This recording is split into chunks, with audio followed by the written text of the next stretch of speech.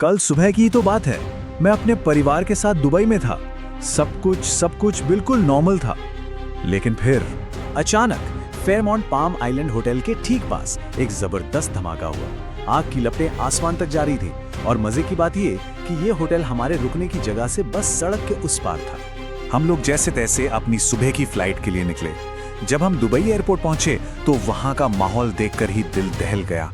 पूरा एयरपोर्ट धुएं से भरा था।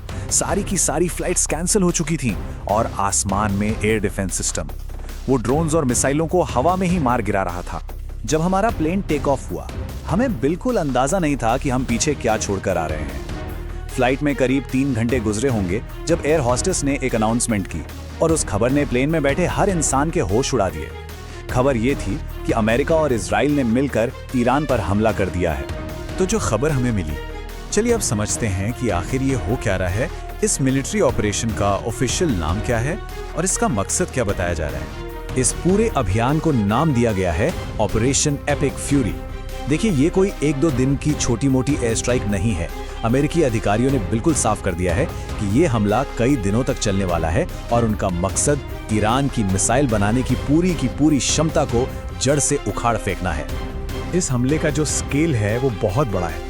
ईरान के जो बड़े और अहम शहर हैं जैसे कि तेहरान, इस्फहान, कुम और किरमनशाह, ये सभी इस वक्त जबरदस्त बमबारी की चपेट में हैं।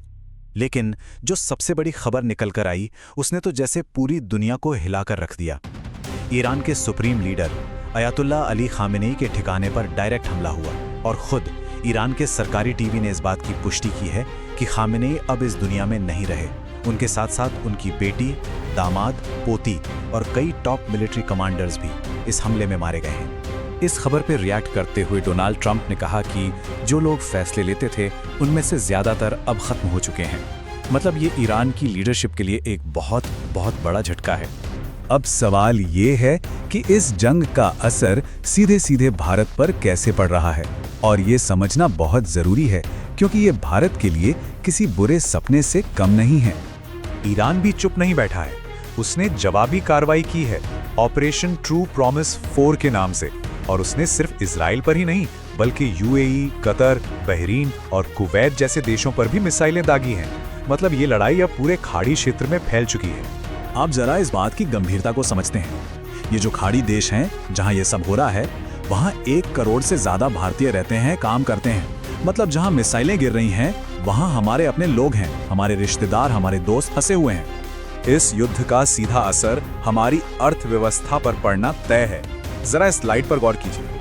भारत अपने टोटल क्रूड ऑयल का 50% से भी ज्यादा हिस्सा स्ट्रेट ऑफ होर्मुज के रास्ते से मंगाता है, जो अब जंग का मैदान बन चुका है।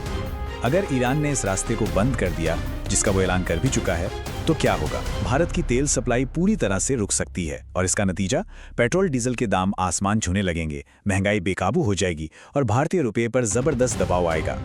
इस सब के बीच एक और पहलू है जिस पर काफी बहस हो रही है और वो है टाइमिंग। इस हमले से ठीक 2 दिन पहले भारत के प्रधानमंत्री नरेंद्र मोदी इजराइल के दौरे पर थे। वहां उनकी मुलाकात प्रधानमंत्री नेतन्याहू से हुई थी। इस दौरे को लेकर 2 बिल्कुल अलग बातें कही जा रही हैं।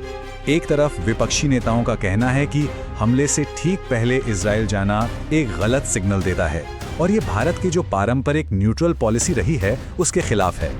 वहीं दूसरी तरफ इजरायली अधिकारियों का कहना है कि ये हमला तो हफ्तों पहले से प्लान किया गया था और इसका प्रधानमंत्री के दौरे से कोई लेना देना नहीं है।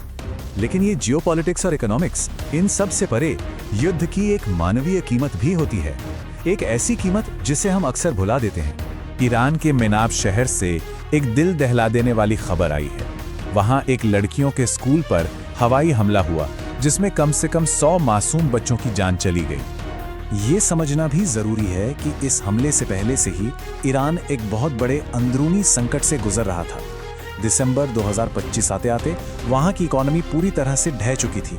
खाने पीने की चीजों के दाम 72% तक बढ़ गए थे और सरकार ने विरोध प्रदर्शन कर रहे अपने ही 30,000 नागरिकों को मार डाला था। तो अब सवाल ये उठता है कि क्या ये बाहरी हमला वहां शांति लाएगा? इतिहास तो हमें कुछ और ही बताता है। जब भी किसी बाहरी ताकत ने इराक में सद्दाम हुसैन या लिबिया में गद्दाफी जैसे तानाशाहों को हटाने के लिए हमला किया, तो वो देश और भी ज्यादा अस्थिर हो गए और तो और वहां नए नए आतंकी संगठन पैदा हो गए। ये सारी घटनाएं हमें एक ऐसे अनिश्चित भविष्य की तरफ ले जाती हैं जहां कुछ बहुत ही गंभीर सवाल हमारे सामने आकर खड़े हो गए हैं। सबसे बड़ा सवाल तो यही है कि क्या ईरान भी अब इराक और लीबिया की तरह बर्बादी की उसी राह पर चल पड़ा है? और ये कि लोकतंत्र लाने के नाम पर जो ये हमला किया गया है, क्या वो वाकई ईरान के आम लोगों के लिए अच्छा होगा या फिर ये उनकी जिंदगी को और भी बदतर, एक नरक जैसा बना देगा? ये वक्त बहुत ही नाजुक है, खासकर उन लाखों भारतीयों के लिए जो इस वक्त वहां फंसे हुए हैं। एक बात हमेशा याद रखनी चाहिए, जब भी बड़ी ताकतें आपस में टकराती हैं तो उसकी सबसे भारी, सबसे दर्दनाक कीमत हमेशा आम इंसान को ही चुकानी पड़ती है।